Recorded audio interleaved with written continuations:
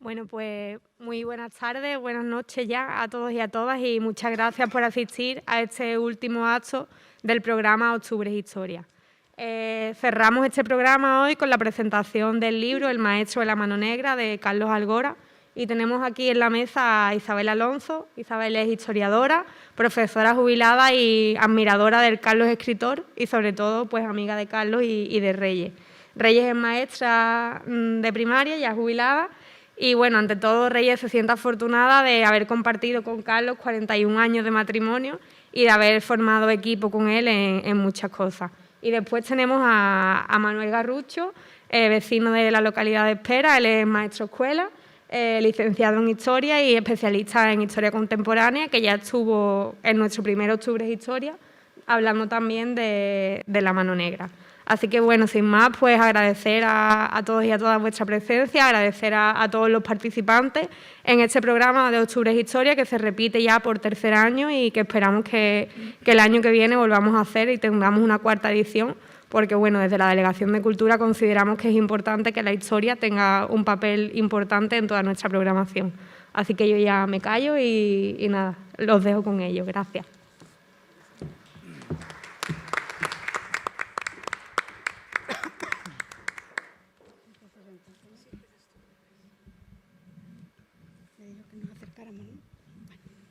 Buenas tardes. Ante todo, quiero agradecerles mi nombre y en el de mis hijos, pues que estén aquí esta tarde y hayan hecho posible que estemos aquí reunidos.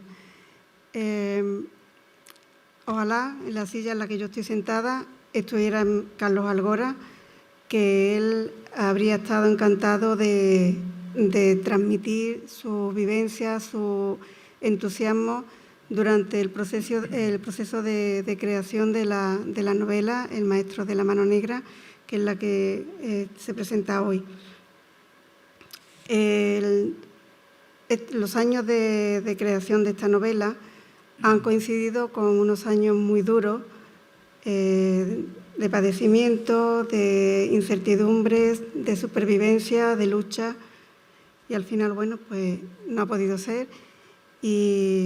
Y aquí estoy yo, pues, para hablar de él. Yo me voy a centrar más en su persona y en la relación de él con su obra escrita, tanto de investigación como de ficción. Yo quiero agradecer a Isabel. Es una incondicional, siempre se brinda sin condiciones para presentar las novelas de Carlos y, aparte de ser compañera, que ha sido compañera de él, pues amiga también de los dos. Y a Manolo Garrucho por compartir sus conocimientos sobre la mano negra, a Guillermo, a Antonio, por ser los promotores de este encuentro, a María, María Macías, delegada de Cultura, y a todas las personas que, sin saber sus nombres, pues han colaborado para que estemos aquí en este acto. Finalmente, quiero agradecer a Pepe Ramos su interés por difundir la novela y por mantener el ofrecimiento o el compromiso de Carlos para presentar la novela aquí en muchos escenarios, muchos momentos de la novela transcurre aquí en el escenario de Arcos y por eso, bueno, pues creo que puede interesarle, porque aparece su pueblo y la historia también siempre conviene ubicarla en un espacio, ¿no? Cuando me lo dijo Pepe, que si quería estar aquí hoy, pues yo le dije que sí, con muchas dudas, porque no sabía si iba a estar emocionalmente preparada, ¿no?, para estar aquí, porque ha sido muy reciente, pero bueno, aquí estoy. Yo siempre he estado donde ahí sentada enfrente, siempre escuchando. Y cuando he leído, he tenido que releer la novela para prepararme, para recordar, pues he rememorado también muchos momentos inherentes a la creación de la novela, a la gestación, que me han resultado difíciles, pero al final han sido gratificantes. Yo cuando leo un libro, pues o escucho en la radio a alguna persona hablar que me interese, me llama la atención, siempre me imagino qué rostro tiene, al saber algo de su vida, entonces busco información, me gusta, siento curiosidad, ¿no? Y yo creo que la experiencia de un autor, la experiencia de vida, su forma de pensar, su carácter, su forma de sentir, se refleja pues, en su obra. Y Carlos, a lo largo de esta novela, de los personajes, de algunos personajes, no de todos, pues va mostrando parte de él. Carlos siempre ha sido una persona con mucho interés y mucha dedicación como profesional de la educación. Él empezó como maestro, después se licenció en Historia, pero continuó en la escuela y fue compaginando desde que empezó su andadura en 1974 en los movimientos iniciales de renovación pedagógica, y después ha sido como una tónica en su vida profesional y siempre en busca no se ha anquilosado nunca ha caído en la rutina ni en la desilusión y ha ido buscando siempre lo más novedoso en su campo, en la educación. Y también, bueno, él participó, lo voy a citar porque es importante también para la novela, porque le sirvió como experiencia.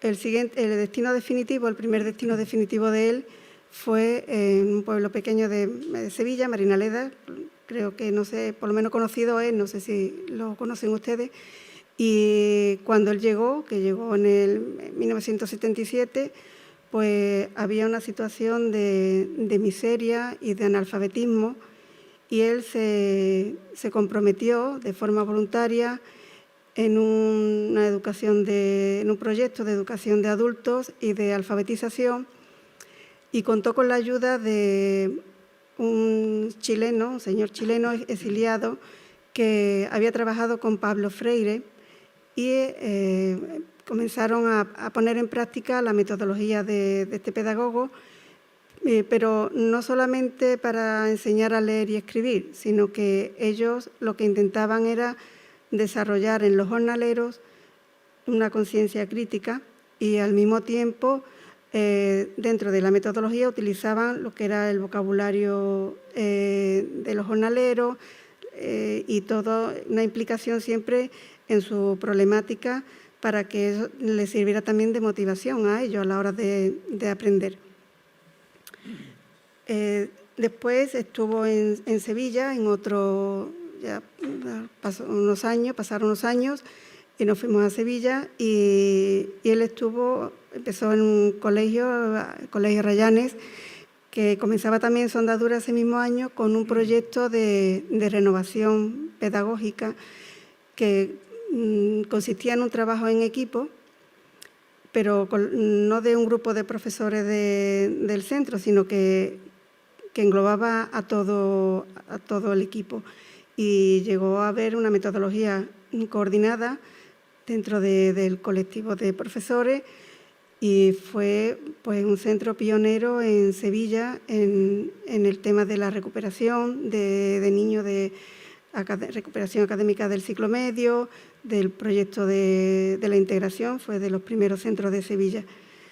Y todo esto siempre le ha ido sirviendo a él como base, su experiencia como docente y sus investigaciones para todo lo que él ha ido plasmando a lo largo de sus años, de su vida, que ha sido muchos artículos, colaborador en muchos libros y siempre ha estado dedicado a formarse también como persona. Él continuó, dio un salto a la secundaria después de justo un año antes de terminar de leer la tesis doctoral, que la centró en la educación en la Segunda República, un instituto escuela que se llamaba en Sevilla, que era un tema siempre muy desconocido. Él siempre buscaba, en cuanto a la historia, un tema desconocido y que tuviese una relación con la educación, con el campo de la educación. Y él pues investigó este centro, que duró solamente 4 años, del 32 al 36. La Guerra Civil se encargó de cerrarlo y de acabar con ese proyecto. Y fue un proyecto pues muy interesante y muy avanzado para la época, que de ese trabajo, si alguien tiene interés, vamos, no sé si existen libros, pero sí para los docentes es muy interesante. Fue después premiado por la Diputación de Sevilla. Y Carlos, cuando terminó la tesis, antes de leerla, decidió pasarse a la secundaria. Se presentó a las oposiciones y no tenía muchas dudas, pero él quería trabajar con alumnos de otras edades ya superiores. Y bueno, aprobó las oposiciones ese año, pero permaneció un año más en el centro porque él había estado en la dirección para ayudar al nuevo equipo directivo. Y a partir de aquí también, ya estando en secundaria, pues no estaba satisfecho solamente con investigar, porque él trabajaba mucho, le dedicaba mucho tiempo, pero pensaba que tenía poca difusión, es decir, los trabajos de investigación pues se quedaba lo que eran las bibliotecas de las facultades y bueno, pues él pensó que aprovechar esa investigación que él desarrollaba junto con la ficción, es decir, que lo que él quería era crear. Y la primera novela que él publicó, El rey de las almadrabas, pues la comenzó en Conil. Nosotros veraneábamos de camping con varios grupos de amigos, todos los veranos nos íbamos turnando, unas veces en una playa, otras veces en otra. Y al final, ya cuando ya pasaron unos años, decidimos que ya íbamos a dejar de ser nómadas veraneantes y que nos íbamos a comprar un piso, nos lo compramos allí en Conil, con una vista muy hermosa al mar, al palmar, a la Torre de Castelnovo, y con tanto el entorno como la curiosidad que él siempre ha sentido por conocer, por explorar, por investigar, pues se puso a estudiar la historia de Conil y la enlazó, bueno, pues con la época, ¿no?, con el siglo XVII,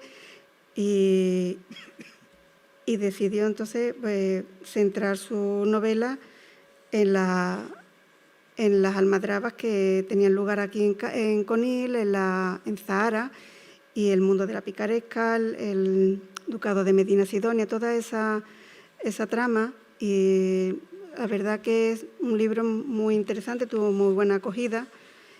Y bueno, pues ahora mismo no existen ejemplares porque iban a hacer una tercera edición y comenzó la crisis. Y bueno, se puede conseguir me parece, online. Su segunda novela fue Sueños de libertad, que la publicó en 2009 y tiene también como escenario Cádiz, la Sierra Gaditana, y el ambiente bohemio del entorno de Bécquer en el Madrid decimonónico. Transcurre con la Revolución de 1868. Y en esta novela la cito también, además porque también corresponde a escenarios de Cádiz, porque uno de los personajes que adquiere mucha relevancia es Juan Ruiz. Juan Ruiz va a ser el protagonista del Maestro de la Mano Negra, él va a ser el maestro, pero no de la Mano Negra, el maestro, era maestro. Y como ya explicará mi compañera Isabel, Juan Ruiz, que tiene un papel también importante en esta novela,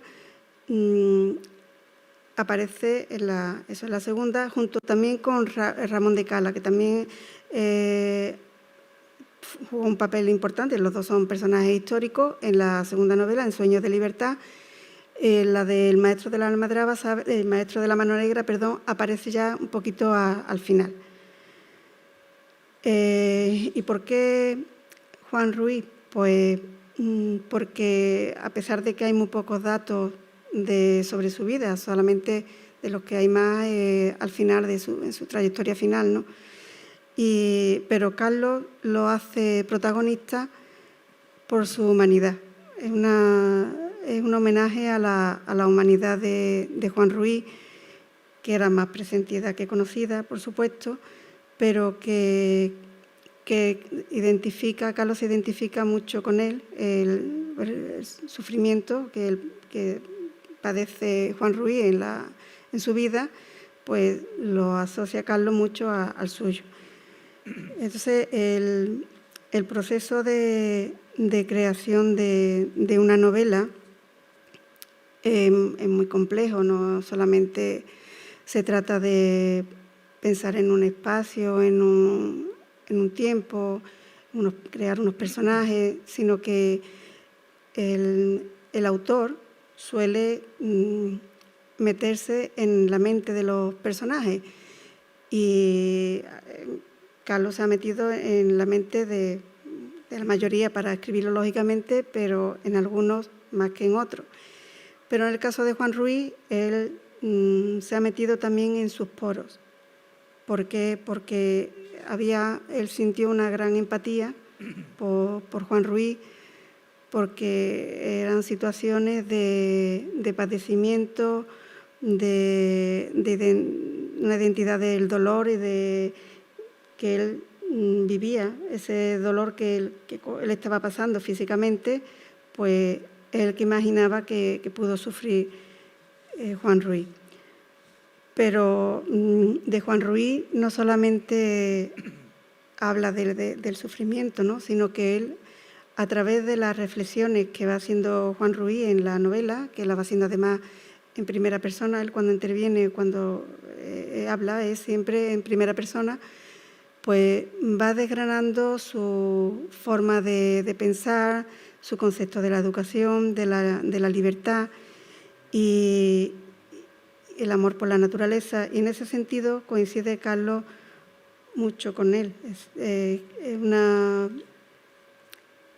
como una identidad bastante importante que yo creo que le ayudó también mucho a ese hecho, esa empatía y esa identidad a poder seguir escribiendo, porque escribió con dificultad ya, ¿no? No pensaba que la iba a terminar la novela. Muchas situaciones que aparecen en la novela y muchos personajes representan vivencias y sentimientos de Carlos en el terreno de la educación, con las experiencias que antes citado de alfabetización, por ejemplo, Marina Leda, de una parte, y en el terreno físico de otra. En el terreno físico me refiero a lo que es la Sierra Gaditana, que es la que aparece en la novela, Bolonia. Esos paisajes nosotros nos los hemos recorrido de senderismo, pero yo estoy completamente segura que en cada uno de ellos él visualizaba a Juan Ruiz, a Miguelillo, a la Rosa, al Lagartijo, a la Guardia Civil. Pero además del campo, Carlos también recorrió los pueblos, recorrió Arcos, Jerez, San José del Valle, Alcornocalejo, le recorrió también la Parrilla, vamos, lo que existe ahora mismo de la Parrilla, y habló con personajes mayores de San José del Valle, que él se encontraba por la calle.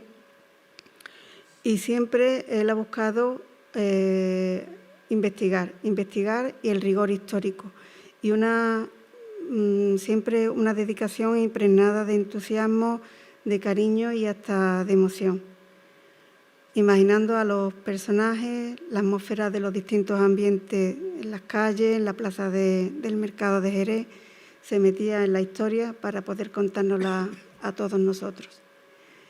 Y para terminar, pues quería hacer una aclaración porque mi marido lo que padeció fue un tumor endocrino muy raro para ganglioma, y existe una asociación que se llama la Asociación FEIPAS, FE que es de feocromocitoma y PAS para gangliomas, que se dedica a la investigación de este tipo de tumores neuroendocrinos, porque son tan raros que hay poca investigación.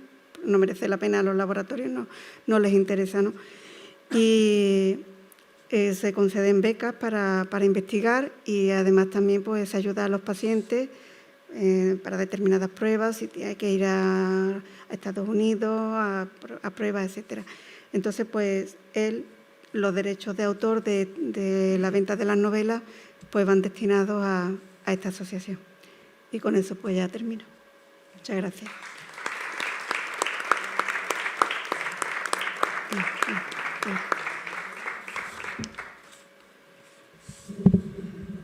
Desde la emoción de escuchar a Reyes y de sentir tan cerquita a Carlos, al autor de la novela, al amigo, al marido, ella, pues yo quiero agradecer estar aquí, evidentemente, es una suerte, es un lugar precioso y coincido mucho con las palabras con las que María ha presentado el acto, tanto que una frase que pensaba leer al final la voy a leer al principio, por eso de ser desorganizada, que es algo muy mío. Hablar de historia, mantener la historia viva. Saramago escribe en un momento determinado: hay que recuperar, mantener y transmitir la memoria histórica, porque se empieza por el olvido y se termina por la indiferencia. A mí me parece que son unas palabras para tener muy presentes siempre. En un tiempo además en que la historia, con mayúsculas, la historia, además de las pequeñas historias, de las historias locales, de la gran historia, o se tergiversa tremendamente, o se manipula, o sencillamente no se aprende. Va desapareciendo de los libros de texto. Es verdad que tienen que entrar en los currícula, tienen que entrar otras materias que son necesarias para el mercado de trabajo, para el mundo tecnológico en el que vivimos, pero yo creo que hace falta mantener ese conocimiento en el pasado porque cimentamos en él lo que somos. De modo que con Saramago coincido en que mantener la memoria es importante para no serle indiferente, no solo para no repetir, que inevitablemente vamos a repetir, porque la condición humana es la que es, y el ansia de poder en muchas ocasiones, el egocentrismo, la necesidad de ser o de creer que uno es más que otro, termina anulando otras cualidades humanas que son las que deberían primar y que primaban desde luego en Carlos sin ninguna duda. El maestro de la mano negra, a mí me gustan las dos partes del título, la de maestro, porque va a ser Juan Ruiz el gran protagonista, y la mano negra, porque creo que es algo que merece la pena investigación profunda. Carlos era historiador, por tanto investigaba sus novelas, que son literarias, es literatura, es ficción, tienen una profunda documentación, una base real en historias que han ocurrido y en personas que han ocurrido. Sin ese punto de aburrimiento, disculpadme las comillas, que tienen a veces las publicaciones que van más destinadas a un público más afín o más especializado y que necesitan más el dato concreto. En las novelas de Carlos está el dato concreto, pero tan ficcionado que evidentemente se puede leer sin ser especialista en historia y te van a interesar tremendamente pues, los aspectos, los rasgos de las personas que la protagonizan. El paisaje siempre es importante, el lugar donde se ubican. Nacemos en un lugar, crecemos en un lugar, aprendemos en una lengua y con esa lengua construimos las ideas. Vamos conformándonos en lo que somos. Por tanto, si la acción transcurre en esta tierra, algo tiene que ver con el modo de ser de esta tierra o como el modo en que fueron antepasados nuestros. El paisaje influye, el paisaje igual que la palabra construye. La mano negra, invención, realidad, nos hablarás tú, Manolo, mucho más, con más conocimiento de ello. Está bien eso de acusar a alguien de pertenecer a algo que no nos gusta y tener una excusa para quitarlo de en medio. Si no fuera spoiler, yo diría que algo tiene que ver con la novela de la que hablamos. A mí me gusta mucho pensar que ese movimiento de la mano negra, que se dio en diversos países de Europa, con distintas características, con distintas pero tiene siempre algo que ver con la rebeldía expresada de una manera violenta, con la que no estoy de acuerdo, pero que en ocasiones ocurrió, contra la desigualdad de oportunidades en la vida. Había un meme en estos días que he visto en alguno que ha llegado al correo, en que dos personas trataban de ver por encima de una valla lo que había al otro lado. Una apenas sus ojos llegaban al ras de la valla y la otra, sin embargo, era más alta y por tanto veía con desahogo lo que había al otro lado. Al otro lado del meme, la segunda parte del meme, debajo de la persona que veía todo desde muy arriba, había un cajón que decía, o sea, una caja sobre la que estaba subida, que decía caja de la familia. Cuando uno nace o vive o tiene la oportunidad de estar en unas condiciones mejores, evidentemente es más fácil salir adelante que cuando es todo lo contrario. Y la época en la que se sitúa la novela, ya por 1882, fue dura en esta tierra, fue dura en más lugares de Europa, pero también en esta tierra. Épocas de tremendas malas cosechas. Pensemos ahora mismo en La Palma, en el volcán y lo que está ocurriendo. Es decir, cómo las vidas cambian de un momento a otro y cuando se depende tanto de la tierra o de un jornal, cualquier cosa que altere la normalidad va a hacer muy difícil la subsistencia. Juan Ruiz, este maestro, se le llamaba maestro de perrilla, porque iba por los cortijos como otros, casi a cambio, enseñando a leer y a escribir, algo de cuentas, seguro de que la educación, seguro de que la formación, seguro de es casi la última oportunidad que nos queda a quienes no hemos nacido con el cajón de la familia desahogado debajo. Olé por la enseñanza pública, por las becas que a mí me permitieron, a mí y a mis 5 hermanos, estudiar, cada uno hasta donde ha querido llegar y sigue dando esa oportunidad. Cuando las circunstancias son duras, quien depende de un jornal lo tiene muy complicado. Y en esas circunstancias es fácil que personas o más violentas o más viscerales o tiren por un camino que no es el adecuado y que puede ser el quemar lo que es de otro, lo que es del rico, lo que es de la gente que tiene y que al fin y al cabo decide a veces muy arbitrariamente, tú trabajas, tú no, tú sí, tú hoy no, tú ya veremos, y le va a pagar muchas veces poco más o menos la comida. Han cambiado las cosas. Tenemos unos derechos de los trabajadores y de las trabajadoras bien distintos, pero estamos hablando de entonces. Y de ese entonces, que de alguna manera en muchos lugares del mundo sigue siendo lo que hay. A los jornaleros que difícilmente vivían en esta zona y que dependían tantísimo de la voluntad de quien daba trabajo, del manijero, la manijera, de la persona del manijero. Entonces, las mujeres que trabajaban muchísimo, tanto como trabajan ahora también, pero igual estaban más relegadas a puestos de toma de decisión. No solamente lo tenían difícil quienes vivían aquí, en la novela se cuenta cómo venían jornaleros extremeños o portugueses, aún en precarias condiciones o en condiciones peores de la propia gente nuestra, y que venían porque en sus tierras no había donde, que recuerdan tanto la situación que ahora mismo se vive pues en las pateras que llegan a nuestras costas y que nos quedan a veces, nos conmueven cuando lo vemos, pero nos quedan tan lejanas. Y no están 1882, es decir, hace nada. Malas cosechas, mala climatología, falta de oportunidades, hambre, enfermedades, cólera, muerte. Es fácil que en esa amalgama, en esa situación, surjan movimientos que son violentos, que pueden ser violentos. Y el movimiento anarquista pudo participar de esa situación. Aunque hubiera dentro de los jornaleros que se necesitaban unirse para tener algo de apoyo mutuo de ellos mismos, y a partir de ahí, fijaros, todo lo que fue el movimiento sindical y hasta llegar a donde vivimos, hasta nuestro tiempo, esa necesidad de agruparse y englobaba a quien quería unirse ahí, pero no todo el mundo participaba de esa violencia de la que ha sido digamos, la fama más mala de la mano negra y que tiene visos de realidad. Quizá en España no tanto. Pero lo cierto es que en un congreso del anarquismo andaluz, en Sevilla, se votó si se tomaban medidas violentas de acción contra quienes disponían del capital o no, y salió que no.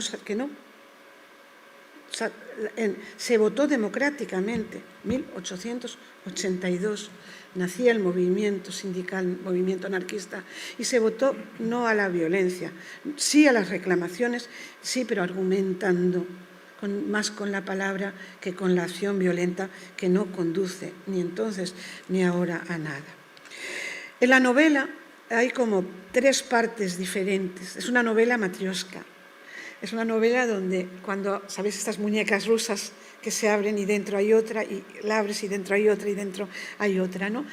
En la novela pasa eso, es decir, van apareciendo situaciones, personajes, lugares, hechos que se concatenan, que van teniendo hilazón unos con otros, pero que casi podrían leerse como apartados diferentes. Parias de la tierra, se llama a la primera parte, un verso de la Internacional, arriba, Parias de la tierra. Y llama Parias de la tierra a eso, a esas personas, a esos jornaleros que venían desde fuera, golondrinas los llamaban, por eso de que iban y venían, pelaos, gente que no tenía nada. Seguimos diciendo estoy pelao, ¿eh? Una expresión que yo aprendí aquí en Andalucía y que me encanta, ¿no? Estar pelao, me parece una expresión que define muy bien en ocasiones cómo estamos económicamente. Me gusta mucho esa parte que se centra muy aquí en Jerez, en las bodegas, en el trabajo en el campo. Es muy bonita. Los jornaleros, cómo era la vida de hombres y de mujeres.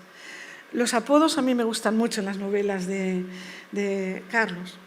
A veces son apodos que conoce realmente de personas de la zona, en los pueblos, en el mío por lo menos, yo soy de un pueblo de Salamanca, de la Sierra de Béjar, y pues nos conocen a las familias por los apellidos de, no sé qué, es de los Tomasines.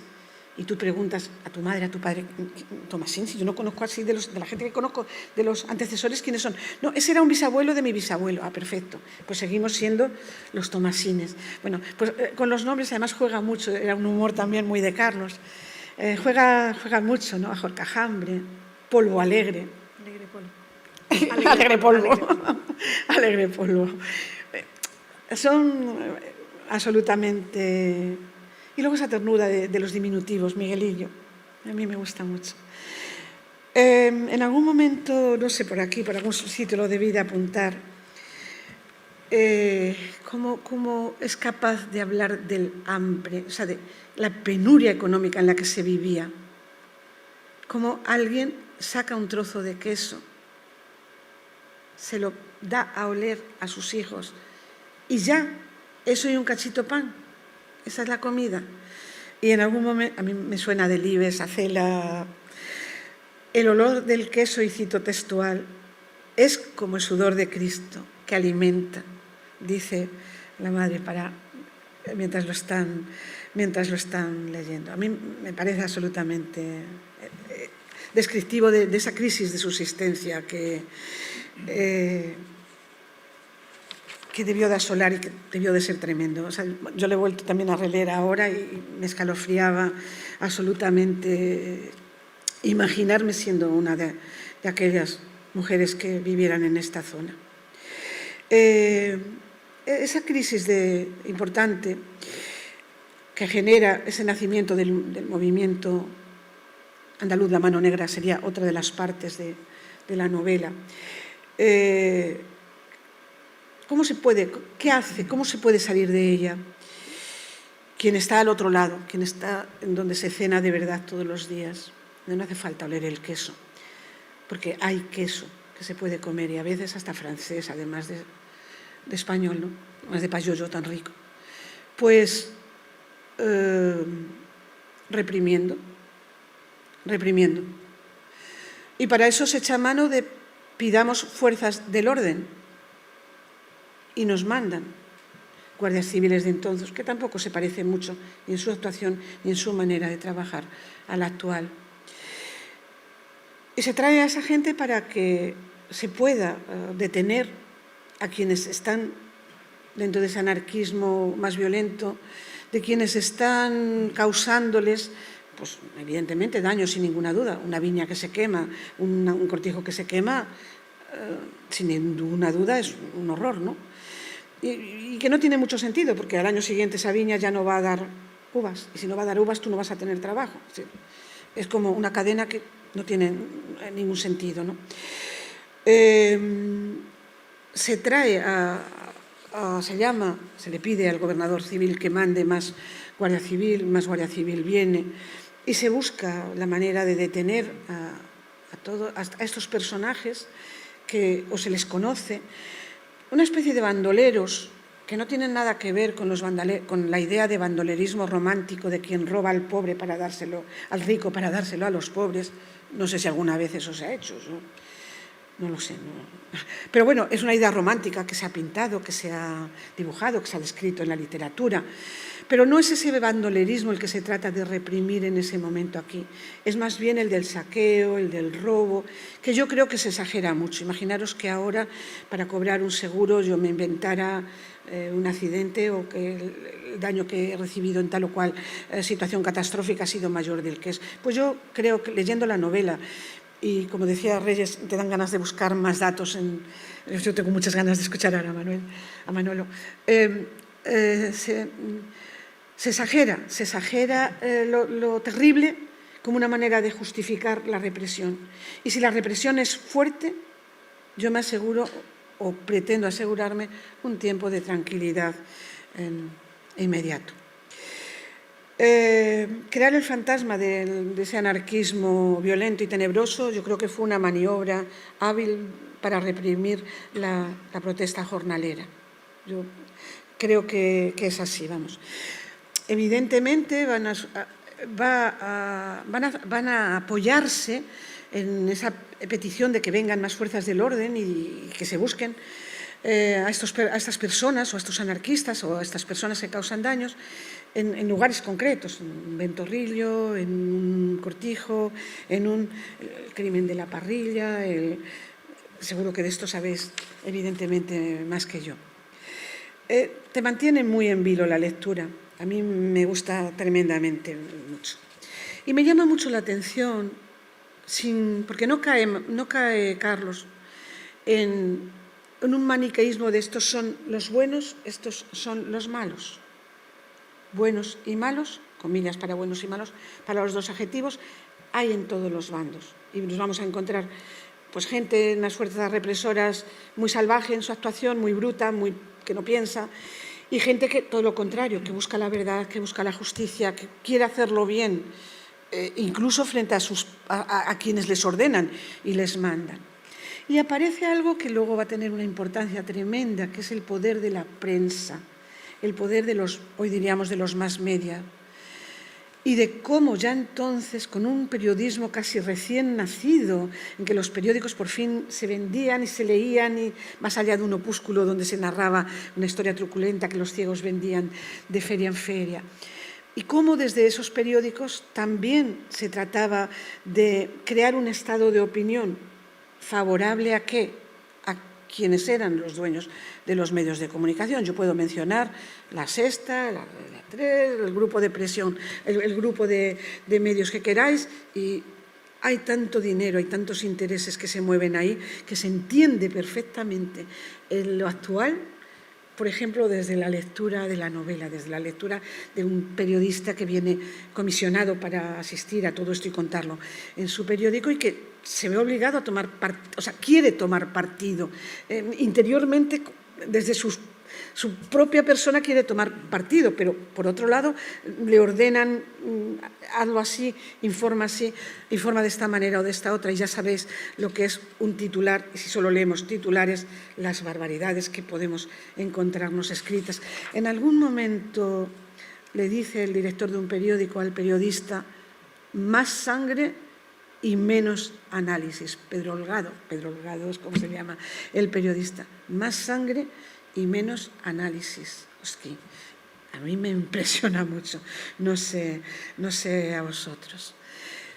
Finalmente se detiene a un montón de gente, se le hace un juicio y se les condena.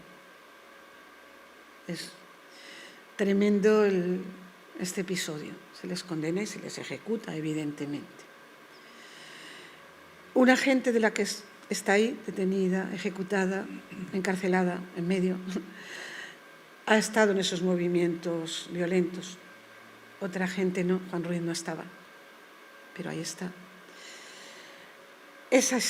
Todas estas historias de las que yo podría estar hablando, os lo aseguro, mucho rato más, porque me encanta, porque me parece una novela tan bien escrita, tan apasionadamente escrita, que me ayuda a entender tanto mi tiempo, mi momento, con el conocimiento de ese pasado tan cercano, que llama mucho la atención. Yo, cuando queráis, os invito a leerla porque es interesante, esos juicios paralelos que se hacen en la opinión pública y que a veces nos pasamos ahí de correo en correo, esas cosas que difundimos, en los que ya juzgamos y ya decidimos quién es culpable, quién no, pues no sé cuánto. Ni os cuento si lo llevamos a cualquiera de estos juegos violentos. Estoy pensando ahora mismo en el juego del calamar, tan de moda, que es increíble que en medio de tanta violencia, donde alguien va a morir o no, tú terminas tomando partido, porque te cae mejor este personaje, te cae mejor este peor, y de pronto te descubres diciendo, por favor, que el que tiene que morirse a este. Estoy diciendo que qué barbaridad estoy pensando ahora mismo. Pues todo eso está contado ya en la novela. Y claro, entendiendo el pasado, conociendo el pasado, me permite entender mejor el presente. Decía Reyes, y ya voy a terminar, que Carlos escribió esta novela, el final de esta novela, sobre todo en medio de una enfermedad muy grave que acabó con su vida. Pero tuvo tanta esperanza siempre, creía, era siempre una actitud tan positiva, tan de vale la pena luchar, que voy a citar unas palabras que él pone en boca de Juan Ruiz, pero que yo las pongo en boca de Carlos. Dice: la vida no deja de ser una lucha que merece la pena afrontar y ser feliz a pesar de las dificultades. Cada día es un don, un regalo, y no renuncio a nada de mi pasado porque no me atormenta. La existencia, a pesar de los muchos pesares, es hermosa. Yo me quedo con eso. Gracias.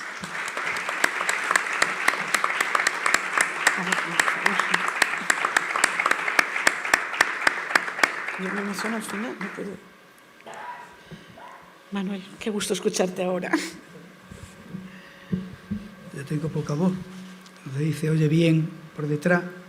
Bien, buenas noches. Gracias en primer lugar a María, la concejala de Cultura del Ayuntamiento, también a Antonio Ruiz, compañero de profesión y de deporte, que fue el que realmente me habló de la presentación del libro, estando un día allí en espera, y yo le dije que sí, vamos, que sin dudarlo, ¿no?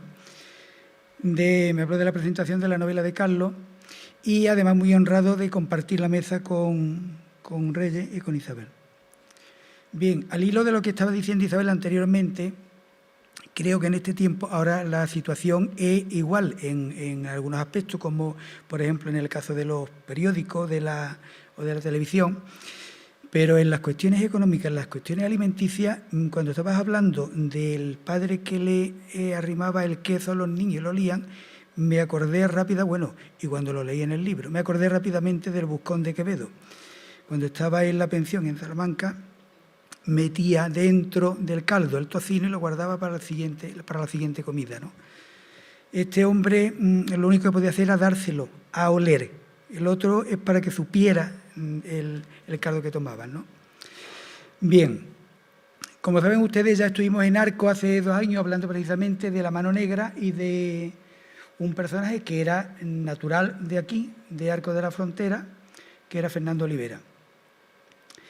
Antonio me habló de la posibilidad de la presentación. Cuando yo vi el libro, lo primero, claro, al ver el título, El maestro de la mano negra, yo lo primero que pensé fue Juan Ruiz, porque ya lo había tenido que ver en muchas ocasiones, ¿no?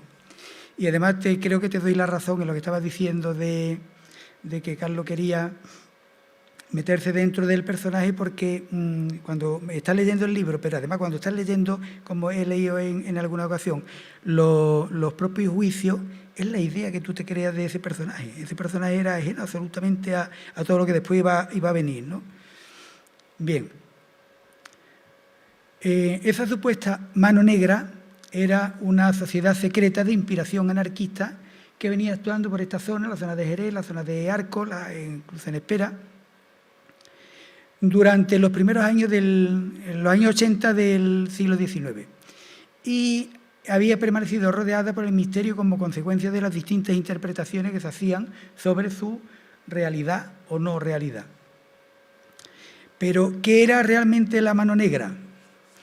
Bien, siguiendo a los historiadores que han tratado este tema, quizá la primera que estudió a fondo el asunto fue la argentina Clara Eugenia Lida, que en el año 1969 publicara su primer trabajo en el que hacía referencia a la existencia de una asociación criminal denominada Mano Negra, que, como ya Isabel había dicho también, ocurría en otros países, incluso en Norteamérica.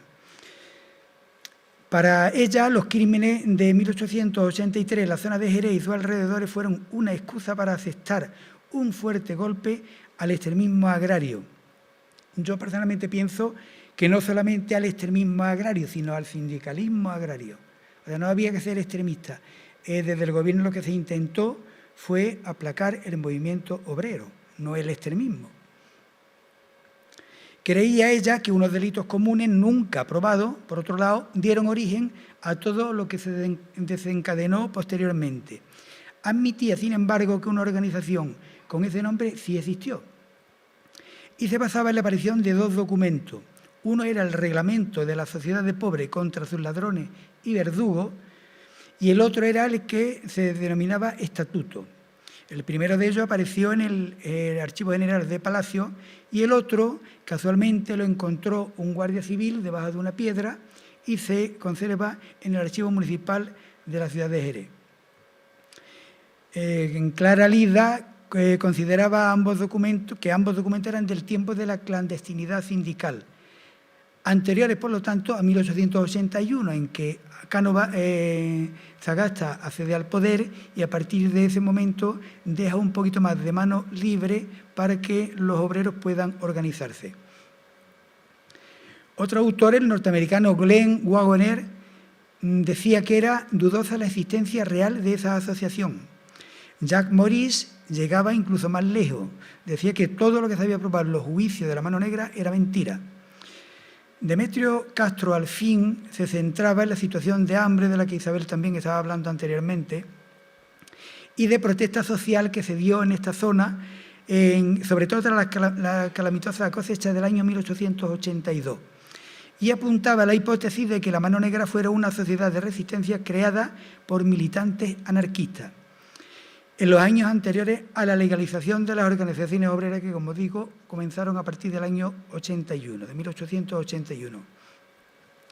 El mismo Demetrio Castro hace referencia a la negativa de los propios procesados. Ustedes se leen toda la documentación de los juicios.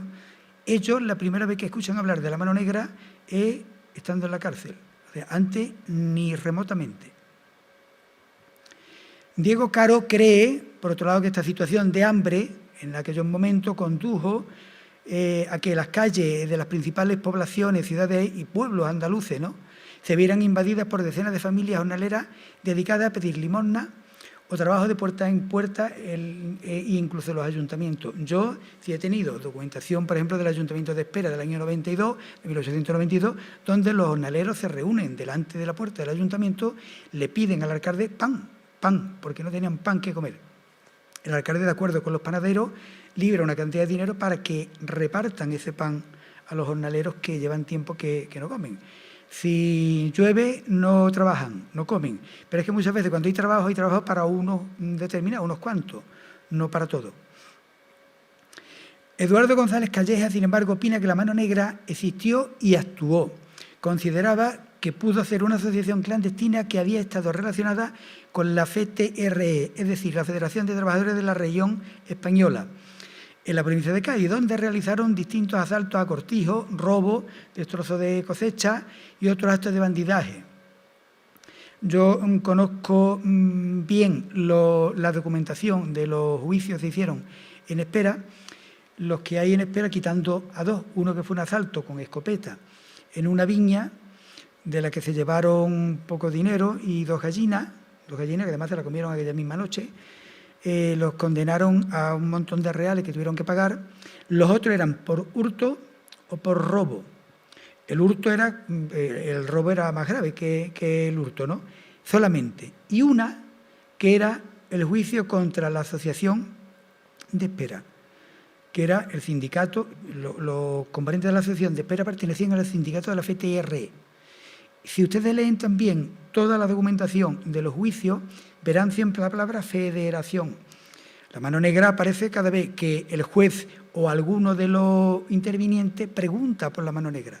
Pero ellos, los testigos, siempre hablan de la Federación de Trabajadores de la Región Española, que eran, como veremos ahora más adelante, la sucesora de la FRE, que era un sindicato anterior, que en tiempos de Cánovas ya tuvo que irse a la clandestinidad. Enrique Montañé, otro profesor también de la Universidad de Cádiz, ha defendido la tesis de que los crímenes que se atribuían a la mano negra eran delitos comunes contra otros trabajadores y gente del pueblo. Cuando matan al Blanco de Benaucá, por ejemplo, que es donde está Juan Ruiz incurso en ese juicio, el Blanco de Benaucá era un obrero. Cuando matan al ventero, en la Venta Núñez, ahí en el camino de Trebujena, él era un ventero, él no era un rico. O sea, eran pocos poderosos los que morían como consecuencia de este tipo de acciones. En todo caso, podían a lo mejor hacer un incendio en el campo, podían cortar yemas en las viñas, en las parras, antes de que pudieran producir la uva, etcétera, etcétera. Pero poderosos murieron muy poco. Él decía que ofrecía la posibilidad de atribuir a una sociedad secreta los estallidos de protesta social que se habían ido produciendo los meses anteriores. Era una especie de argumento que tenía el poder, que tenía en este caso el gobierno. Todavía Clara Lida, en el 2012, decía que se había avanzado muy poco en las investigaciones y rechazaba tanto la interpretación de que la mano negra fuera una invención de las autoridades, ella pensaba que había algo más, y también de que había sido una verdadera organización anarquista y criminal, porque realmente no lo fue. Además, no tenía nada que ver lo que pasa seguro en la Venta Núñez con el asesinato en la carretera de Rota, con el asesinato del Blanco de Benaucá o con las detenciones que se produjeron en Espera, en Arco, en muchísimos sitios. López Estudillo avala la idea de que los acusados de pertenecer a la mano negra eran los mismos que abandonaron la FTRE por discrepancia con el proceder de la asociación y crearon otras organizaciones clandestinas que eran herederas del primitivo sindicato de la FRE, de la Federación Regional Española. Y hago alusión también a algo que tú habías dicho anteriormente. Tuñón de Lara destacó la intención política de las autoridades y la prensa en el caso de construir el caso Mano Negra, porque realmente no debió existir, pero el poder, sobre todo a través de la prensa y de cierto tipo de prensa, lo consiguió. Yo me he estado leyendo, creo que toda la documentación, los juicios enteros y toda la documentación de la Crónica de los Trabajadores, que era realmente el vehículo que tenían, posteriormente también la revista social, el vehículo que tenía la FTRE. Entonces ahí se habla, no solamente la reunión de Sevilla, como decías tú, hubo anteriormente, en el año 81, una reunión de obreros en Barcelona, pero después aquí en Arco también hubo otra reunión en el año 82. Entonces, la Crónica de los Trabajadores, a partir del año 82, que es la que yo leí, habla de, en cada uno de los pueblos de Andalucía, que divide en 3 zonas, cada uno de los pueblos de Andalucía, cómo iba funcionando el sindicato. Incluso ellos se defienden diciendo que no, que la prensa más conservadora le tilda de que ellos son los protectores, los que están en el mismo bando que la mano negra, cuando ellos no tienen absolutamente nada que ver. Y además están en contra de las muertes, de los robos, de los saqueos, de los asaltos a campos, de la quema de trigo o del cereal que fuera. Bien, volviendo otra vez a Diego Caro, decía, el caso de la mano negra solo fue el aspecto más llamativo de una ambiciosa operación destinada a desarticular a la pujante FTRE. O sea, ya empezaban a organizarse los sindicatos y una forma de atajar. Eso era inventarse el caso de la mano negra. Esa supuesta organización clandestina de trabajadores de orientación radical no dudaba en recurrir a la violencia más cruel para defender sus pretensiones, cosa que está más que demostrado que no era cierto. Se ha señalado que en un proceso incoado en 1878 se hizo referencia a la existencia de una organización oculta y secreta, los pobres contra sus ladrones y verdugos, y que esta documentación fue guardada por el juez de instrucción del partido de Jerez, don Mariano Pozo. ¿Qué se hace? En el año 83 se saca a relucir. O sea, esa documentación existía ya antes y ahora se saca a relucir. Antes se metió en un cajón y no se supo de ella hasta el año 83. En los años 70, para hacer una especie de marco, no solamente español, sino internacional, en los años 70 del 19, la Internacional Socialista ya se había dividido entre el partidario de los puros, de los puristas marxistas, que eran socialistas, y los partidarios de las ideas anarquistas de Bakunin. A la ausencia general de derechos de los trabajadores en ese momento se unía una situación de explotación despiadada en la industria, en la mina y en el campo, donde además, en el mismo campo, se unían o chocaban una división de la propiedad latifundista, porque realmente en Andalucía eso es lo que pasaba. Había mucha tierra en pocas manos y muchos jornaleros, de los que los terratenientes podían decidir, como decía Isabel antes, el manijero lo mandaba, el capataz, el encargado, el encargado del cortijo lo mandaba a la plaza del pueblo y decía tú y tú. Los demás no. Decía que entonces chocaban los intereses de unos con los de otros, los grandes latifundistas con las grandes masas de jornaleros, que apenas podrían sobrevivir. Y yo muchas veces cuando veo, sobre todo en el libro de Castro Alfín, y habla de lo que ganaban los jornaleros, de lo que comían, yo pensaba, yo soy, en la hora de las comidas soy muy delicado.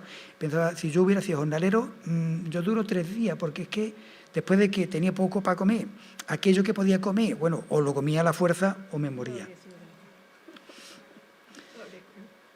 Bien, en el caso del libro El maestro de la mano negra, Juan Ruiz aparece en el caso del Blanco de Benaucá, del asesinato, la muerte del Blanco de Benaucá o el crimen de la parrilla.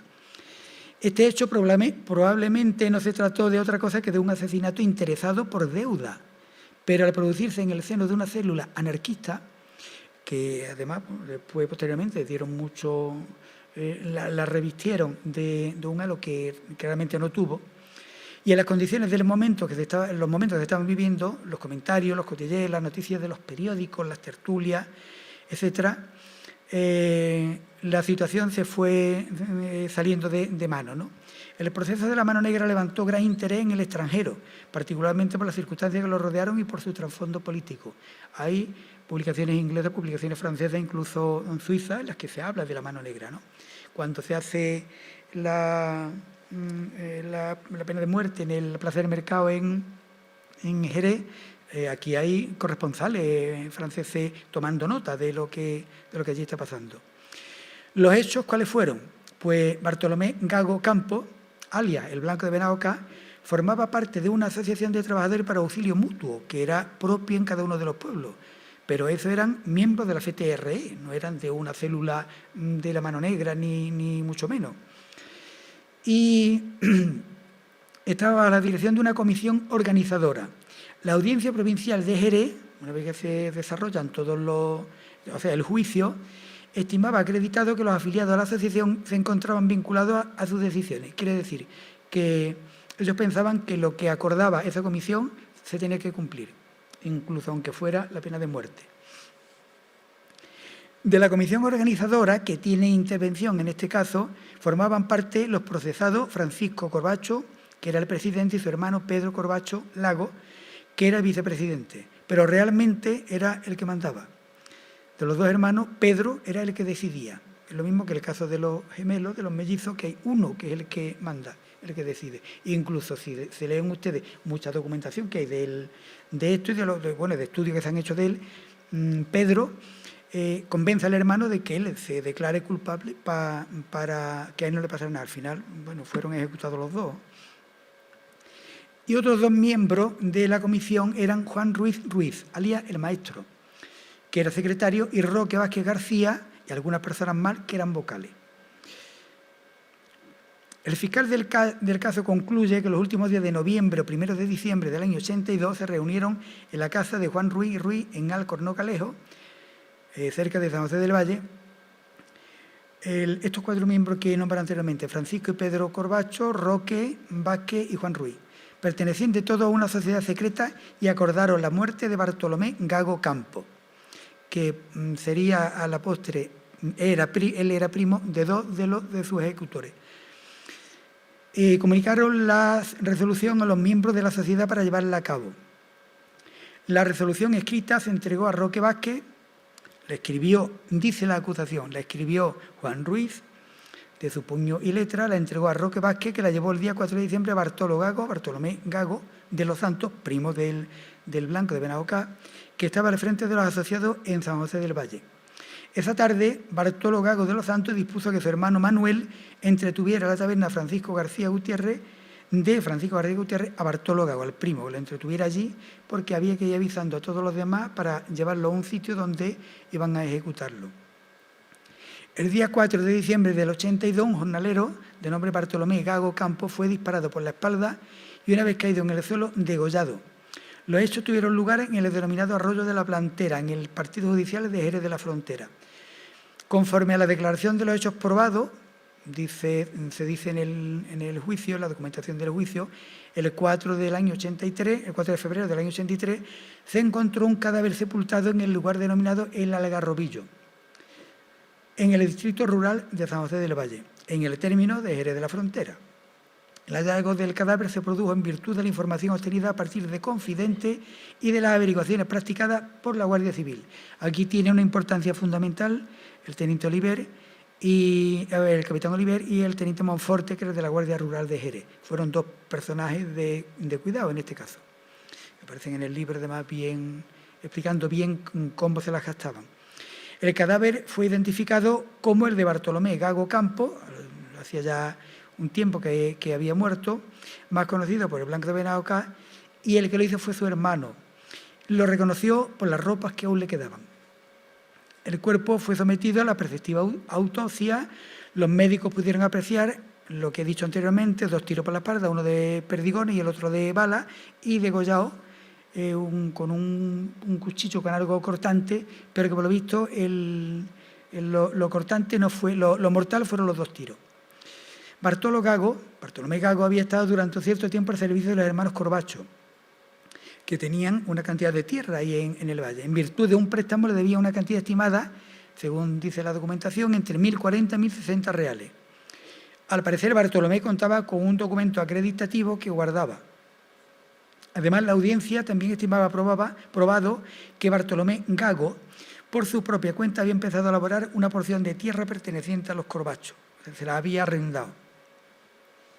Estos hermanos Corbacho, Roque Vázquez y Juan Ruiz, quienes según los hechos declarados probados, dice la documentación del juicio, eran los componentes principales de la comisión organizadora, se reunieron en la choza de Juan Ruiz, el maestro.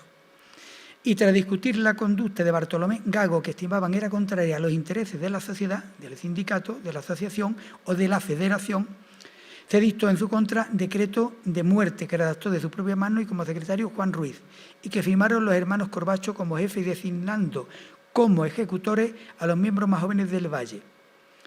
También se recomendaba que después de haber dado muerte a Bartolomé se le interviniese un documento que llevaba consigo. Para los Corbacho era importante, de esa forma no tendrían que pagar. Bien, el juicio que se produce en la Audiencia Provincial de Jerez, en la vista oral, que le dio comienzo el día 5 de junio del año 83, tras una instrucción extremadamente rápida, que dura menos de 3 meses, para la que incluso se solicitó al Congreso de los Diputados el nombramiento de un juez especial, que dio comienzo ese día, ¿no? El día 5 de junio del año 83. Los procesados, en principio, negaron todo pertenecer a ninguna organización clandestina. Porque realmente, por ejemplo, yo cuando he estudiado la de Espera, la Federación de Espera, les acusan de que eran clandestinos porque no habían solicitado el permiso correspondiente, pero la FTR existía en toda España.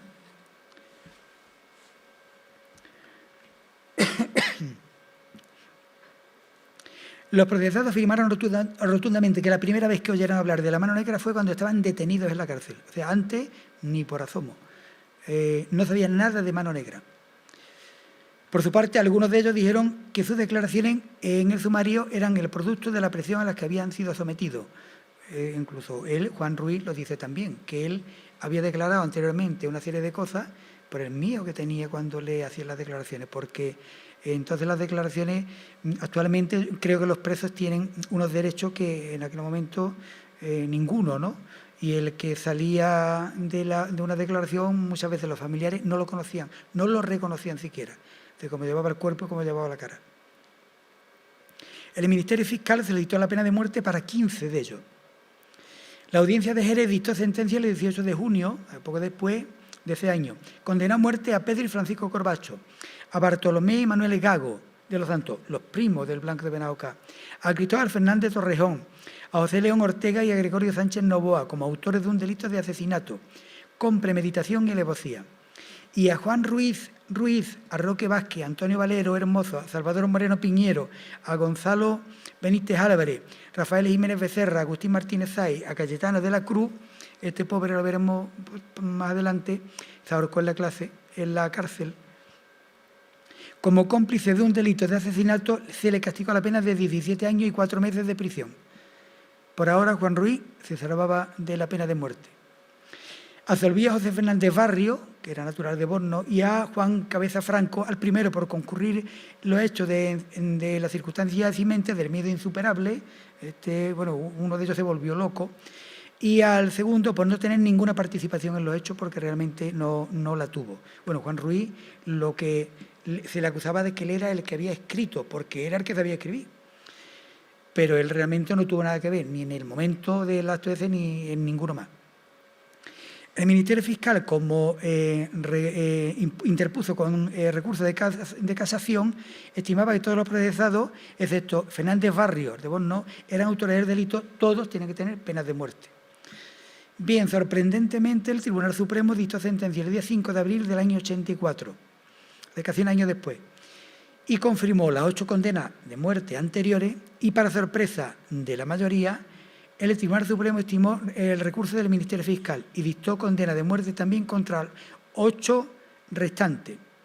A Juan Ruiz y Roque Vázquez por estimar que el uno redactó la orden y el otro la transmitió, fue el que llevó el documento para transmitírselo a los demás componentes de la Federación. Respecto a todos los restantes, el Tribunal Supremo consideraba que tomaron parte en el concierto, en los medios preparatorios, en la muerte de Blanco de Benauca, en la idea, etcétera, aceptando todo ello el encargo que se les confiaba y marchando juntos todos al arroyo de la Plantera, no para presenciar el crimen, sino para llevarlo a cabo.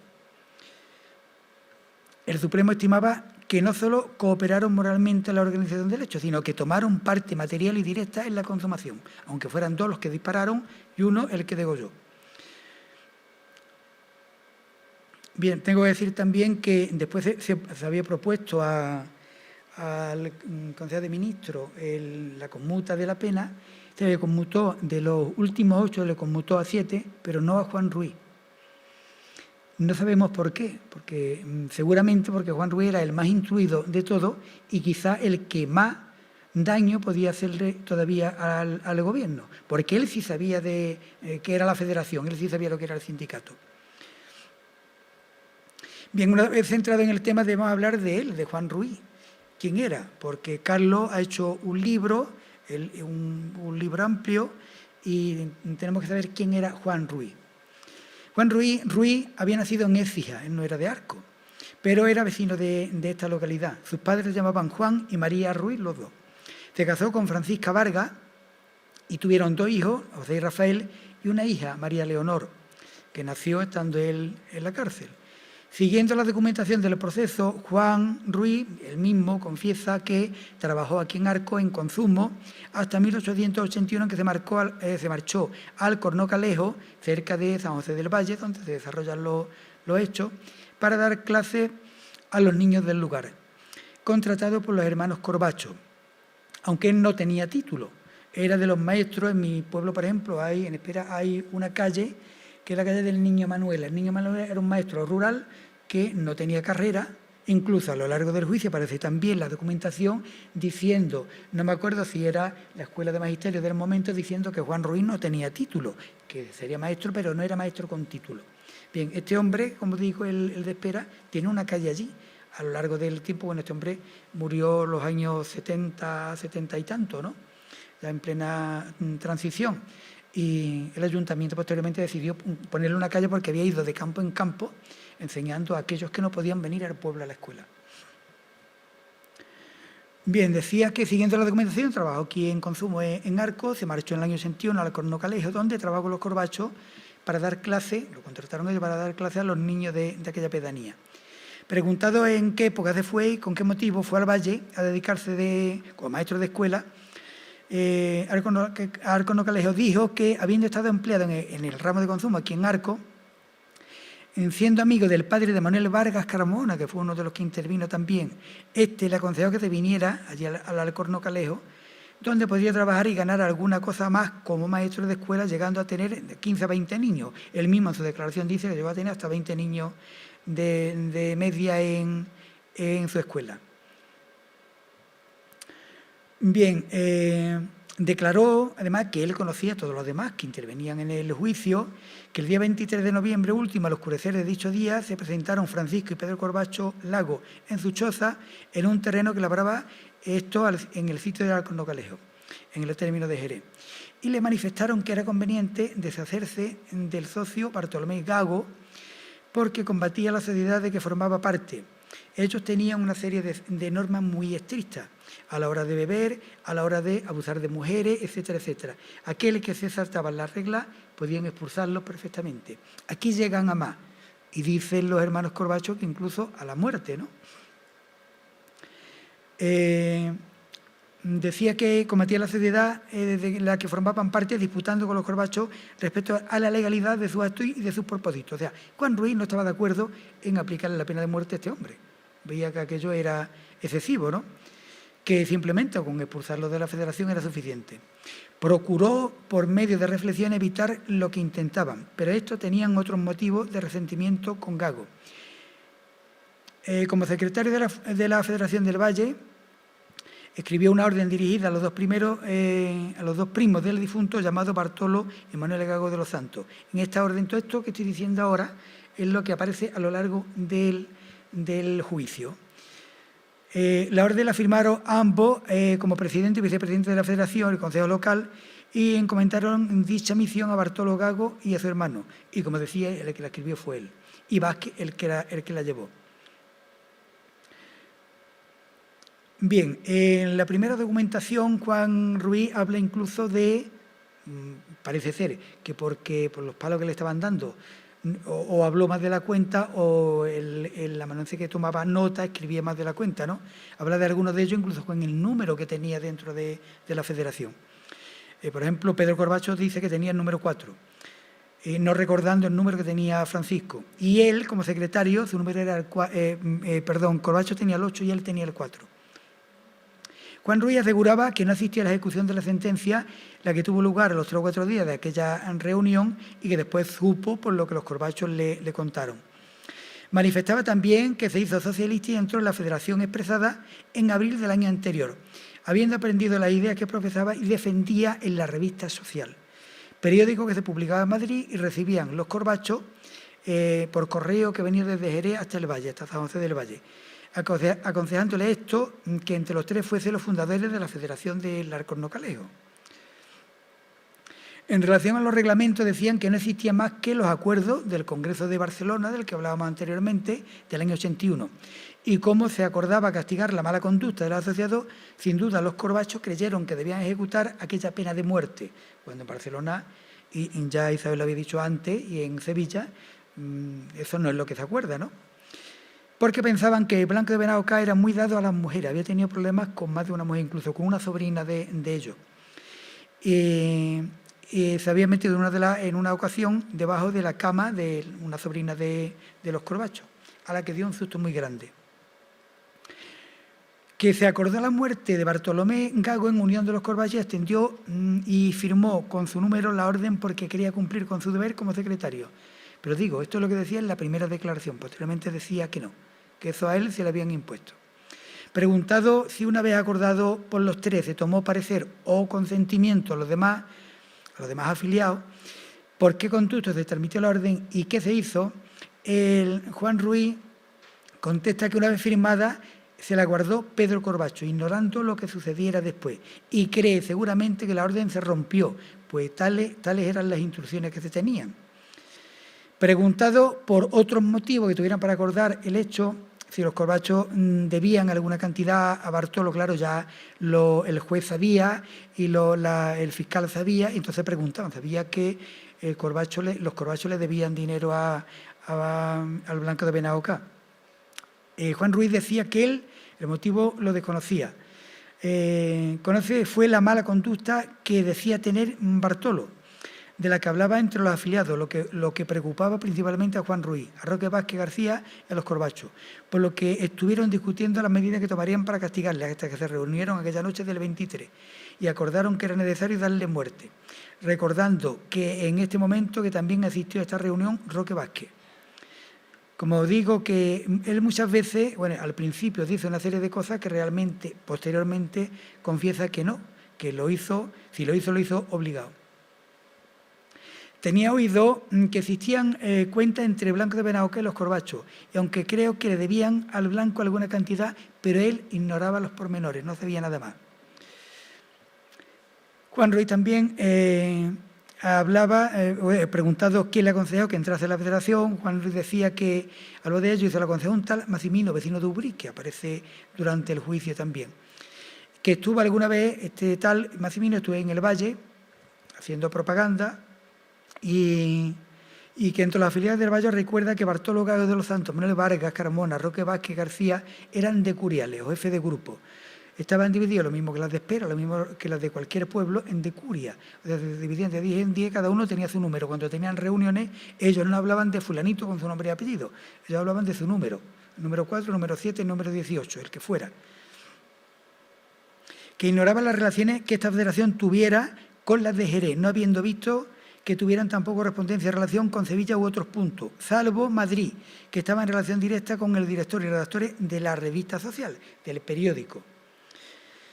Preguntado además si dentro de la asociación había algún grupo llamado Tribunal del Pueblo o Mano Negra, que era el encargado de la represalia y castigo, bien causando la muerte y violencia de las personas y los daños a las propiedades, Juan Ruiz comentaba que esos nombres él nunca escuchó hablar de aquello, ni conoce instrucciones ni reglamentos de la Mano Negra, sino únicamente lo que describía en la revista social, y que ellos obedecían las órdenes desde Madrid, que decían cómo tenían que actuar según lo que decía la revista social. Incluso desde aquí mandaban notas también a la revista social y ellos firmaban no con nombre y apellido, firmaban como los corresponsales de la zona. Más adelante, Juan Ruiz hace una ampliación y él dice que no tomó participación en el hecho de la carta y presume que Francisco y Pedro Corbacho u otras personas pudieran tener interés en que describiera la carta, sin que tenga dato alguno sobre lo que habían hecho ellos, pues fue metido en prisión por pertenencia a sociedades secretas, que fue la primera vez que lo metieron en la cárcel, fue por pertenecer a una asociación secreta, que la FTR, que en algunos casos no estaban dadas de alta, pero de secreta no tenían nada. Bien, a lo largo del juicio aparece la declaración de los facultativos también. Posteriormente la sentencia se hace el 18 de junio, posteriormente la ejecución, como he dicho anteriormente, todos los que fueron, se le condonó la pena por cárcel, todavía en 1900, había algunos de ellos en la cárcel en el norte de África, menos a Juan Ruiz. El maestro no se lo perdonaron. Y por último, leo parte del testamento de Juan Ruiz, del 13 de junio del año 84, ante José María González. Dice que estaba casado con Francisca Vázquez, era del campo, él era trabajador del campo, a pesar de ser maestro también, como hemos visto anteriormente. Hijo de Juan y de María, vivo, natural de Écija y vecino de Arco, y carecía de bienes. Que toda la parte relativa a sufragio y misa por su alma lo dejaba a voluntad de la venerable Hermandad de Paz y Caridad. Declara que es católico, apostólico y romano.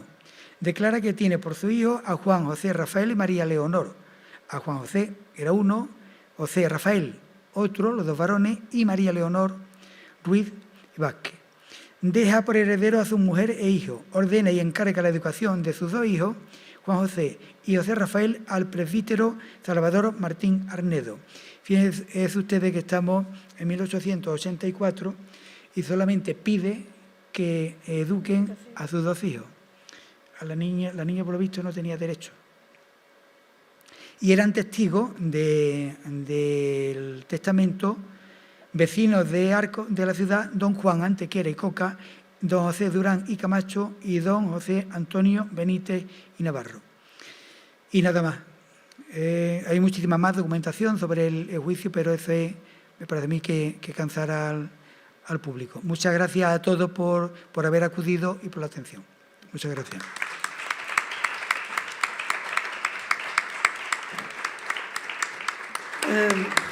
Dejadme, por favor, Manuel, que gustazo haberte escuchado, haber completado tanto lo que Carlos nos había adelantado. Tengo que decir también, yo lo leí el libro, tengo que decir que todo lo que yo he visto está dentro de la historia. O sea, Carlos no se sale de...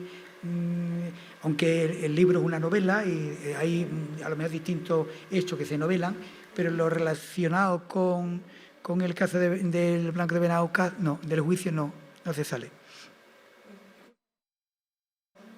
Decías que se olvidó de incluir a su hija en esa petición de que se les enseñara. Felizmente las cosas han cambiado. Tenía una mujer que seguro que se encargó de que la niña también supiera leer y escribir. Son unas palabras de la novela que pone en boca de Juan Ruiz Carlos. Lo que diferencia al ser humano de los animales es la cultura. Con los libros no se come, se aprende, con aquellos no contaminados por dogmas. Podemos convencer con razones, con inteligencia. Nuestro camino es la organización, la solidaridad y la educación.